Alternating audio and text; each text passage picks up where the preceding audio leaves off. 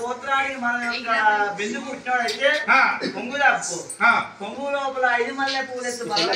దొరికిందనుకో ఎత్తుకొని రాని మొగోని వారి ఏది సాధన చెప్పినాడు చెల్లెలు చూసి చెలకల పడ్డాడు మొగాడ మొలకలు పోరాడు చెలకల పడ్డాడు నీ మూతి మీద మిగతా ఎందుకు నీ తొడ మీద రోమం ఎందుకు మొగోని నువ్వు తీసుకొస్తావా ఆడదని నేను తీసుకొస్తాను నన్ను తోలినట్టు అయితే నేను దొరుకుని కాదు నువ్వు దొరుకుతావు నువ్వు కట్టుకోవాలి మరి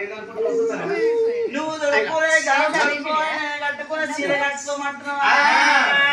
పోతా లేకపోతే నేను పోదుకో తిప్పుకుంటా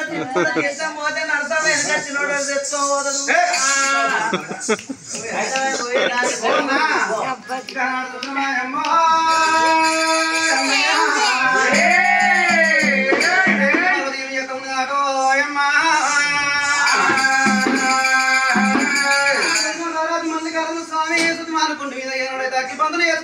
ఆడుతున్నాడు మల్లికార్జున స్వామికి దేవతలు భయపడతా ఉన్నారు 30 కోట్ల 3 కోట్ల దేవతలు ఏనాడైతే భయపడతా ఉన్నారో దేవతలు అందరికి ఇలా కోరుతుంది ఎరికింది పోయి దాక్కుంటా ఉంటే తల్లి పార్వతీవి ఏమి చేస్తా ఉన్నది ఇక్కడి దగ్గర కలిగి సూనాలబాయి దగ్గరికి పోయింది బంగారు బిందెలు నీళ్ళు తీసుకున్నట్టున్నది నా పాలవాడు అయినట్టు నీళ్ళన్ని పాలు కావాలి పగవాడు అయినట్టు నీళ్ళన్ని శివునిత్రులు కావాలని రంజన వేస్తా ఉన్నాట పార్వతి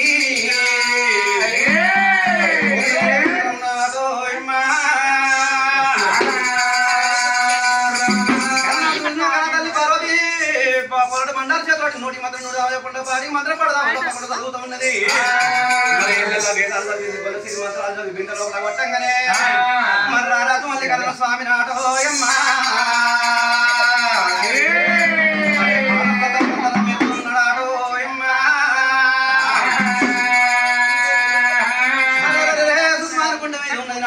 రాజు మల్లికార్జున శ్రీనివాడ దేవుడు శ్రీ శ్రీనివాసులకి దేవుడు మల్లు ఆకారం రాజు మల్లయ్య నా కొడుకులు పలవాడి కొట్టిండో బాగా కొట్టిండో ఇతరులు చెత్రులు కొట్టిండో దుంది దుష్మాలి ఎవరు కొట్టిండో అక్కడికి పోతా ఉన్నదాటో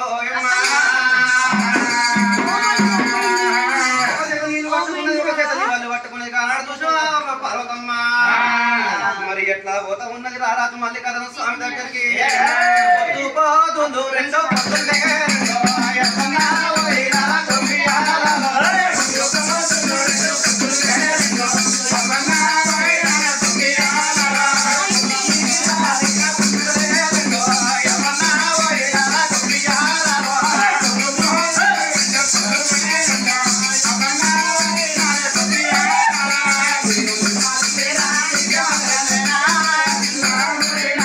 Yeah.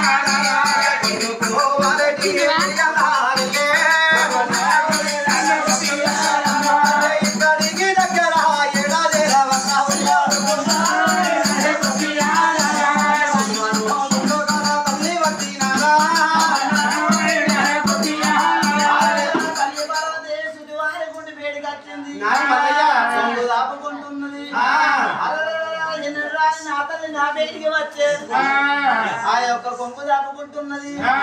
కొంగు లోపల ఇల్లు మల్లె పువ్వు బరువెత్తాయి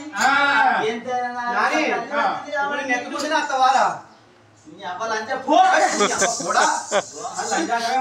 అమ్మమ్మ అంతా దొంగ లంజలు అమ్మమ్మ దొంగ లంజలు ఎట్లా నాన్నమ్మ దేవాలు ఎట్లా అంటే చెప్పురా రేపటికల్లా మా అమ్మమ్మ ఉన్నది గంగావతరమ్మ విట్టడం ఉన్నది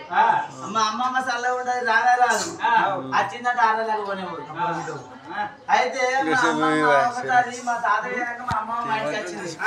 వచ్చినాక వచ్చింది చల్ల ఉండి పోయే పాత్రం గోగ మాత్రం ఆడల గుండు సుఖంగా తిని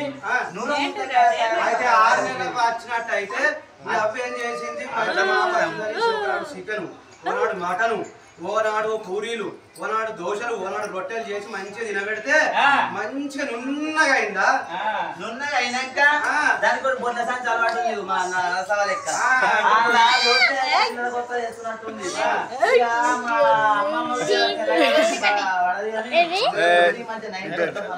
కింద కొడితే మీద